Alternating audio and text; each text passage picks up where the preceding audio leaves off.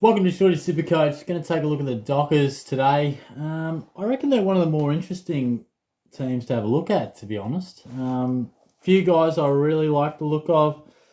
One bloke that's no chance for my side that I think you'll be a bit surprised by, and the risk is probably the most interesting one I've sort of talked about so far. So if you've been enjoying these club by clubs, I appreciate that. Feel free to give us a little subscribe. And comment away if you've got any other type of videos that you'd like to see. Because I'll work through the club by club for most of, probably December definitely, and maybe a little bit of early Jan. Shorty's off to Brisbane for a little bit over the New Year period, which should be nice. Bit of a New Year's up in Brizzy, so it could be a bit of fun. If you've got any ideas of what else you'd like to see in the meantime, feel free to let me know.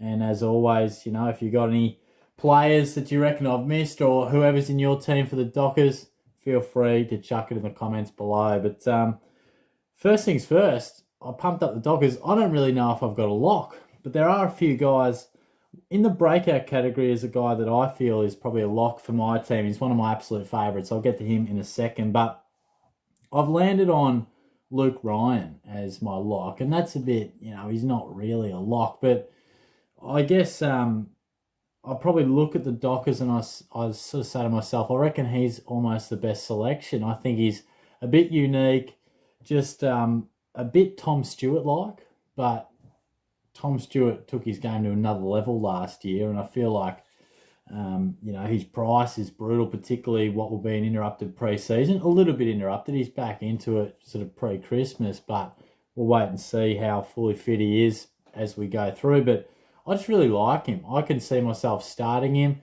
I think he's at a really nice price point. I think he's capable of sort of 102, 103, but I couldn't see him going less than 95. So I like what he's about and could add a little bit of unique type of option to your side. Now, the breakout contender is really interesting. Before Shorty's his handwriting isn't the best at most times. Now, I've written Matthew Johnson in breakout, and then I've gone a little arrow up to lock. So I did have an actual lock. I just couldn't read my own writing. So Matthew Johnson, of course, picked 21 in the draft, slipped a bit, quite a bit. A few people had him top 10. And I think that you got to look at the Dockers side. Adam Cerra is out. David Mundy surely cannot command the midfield minutes that he has for a decade now. Surely that's got to drop off. And Nat Fyfe, who we'll talk about in a minute, is surely going to spend less and less time as this sort of next generation of Dockers mids come through. And they kind of dominate this next probably 3 or 4 minutes in terms of what I'm going to talk about. So Matthew Johnson, got to be one of the prime candidates at what will be 117k. So a really nice option there. But also Caleb Sarong, I think 82 average, but it's that back half of the year I want to look at. Not even half. It's a small sample size, which you got to be careful about sometimes, but round 17 to 23, average 99.5. Now, we know he's a former top pick, a dominant first year, just sort of settled last year, found, not a plateau, but just continued to find his feet at AFL level. Some really good games, and some games that were just a bit quieter, which is totally fine for where he's at in his career. But you see Adam Cerra go, which I mentioned, and a couple of those other guys getting older. I think Sarong's the type of guy that could really benefit from that. He's a classy mover, can kick a goal, as we know, but I think he just has that vibe to me of a really consistent link-up tackler, a bit like the bloke I'm going to mention in a moment. So Sarong's definitely a chance to up his average by 10 to 15 points. Probably not enough to select, but because he'll be pure mid, so it's awkward. But another man who is pure mid that I reckon could lift his average from 5 to 10 points, but he's already averaging 3 figures, and that's Andy Brayshaw. One of my faves. Average of 107 last year.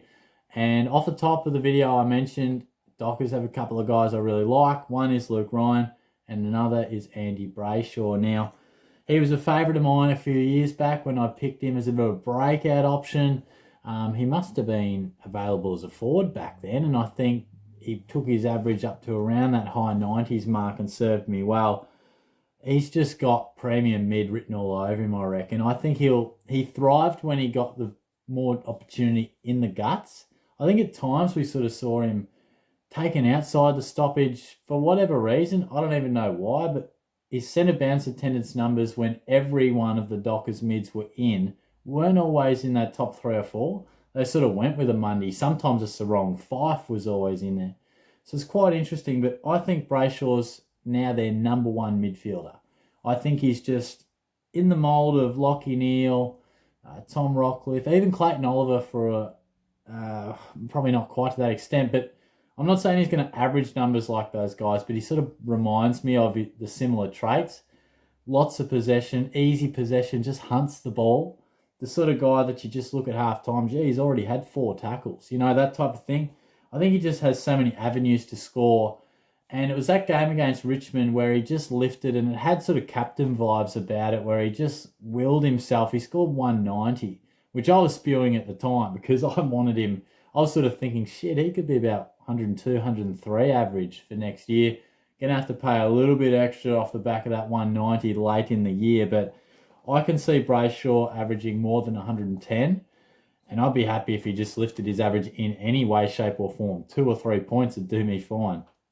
But I can definitely see myself strongly considering him to start the year. And the risk is Nat Fyfe. He's been outstanding for us. Thank you, Nat. You've been a star. I remember picking him in the midfield when I think he might have averaged 104 the year before, and he took it to, it was his first Brownlow, I think, took it to 120 something. Outstanding. And once upon a time, he was questioned on his ball use, and since then he's dominated year after year in terms of SuperCoach numbers. But now, unfortunately, he's had a wretched run with injury, infection upon return, and all that sort of stuff. So on the surface, you know, face value, he's actually got a bit of value about him. Lowest average for a long time, but I can see him playing more and more time forward, and it's just got to the point where his body is a massive concern. So unfortunately, I don't think we can go with Nat. So you could almost put him in the no chance for my side, but I just felt risk maybe suited it better. And the bloke who's no chance for my side, as the title probably alludes to, is Sean Darcy. Bit of a shock, maybe. I don't know. What do you think? Do you totally disagree with me? Because he exploded last year. Dominant form. Some massive numbers. If you take a look at probably, maybe his last 6, 8, 10 weeks, I can't quite remember the cutoff, but there were some mammoth scores in there. Massive average, but I think in the ruck, we got to keep it simple in terms of Gawn and Grundy, or one of the two, and maybe someone with a bit of value. I just personally think if you're going, this is my reasoning, I guess, for having a bloke who average such numbers as no chance. If we're going to go lock and load, set and forget, then it's got to be Gawn and Grundy still, doesn't it? Don't know. Let me know what you think on that front.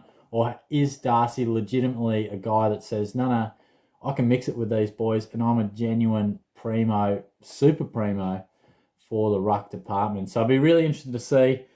I always have a little bit of, hesitancy when it comes to selecting ruckmen after one massive season. You know, we've seen it in the past,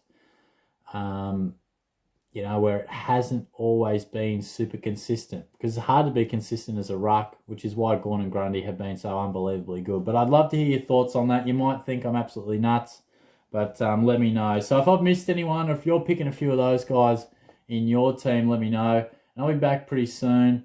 Again, if you've got anything you'd like to see, let me know. Cheers.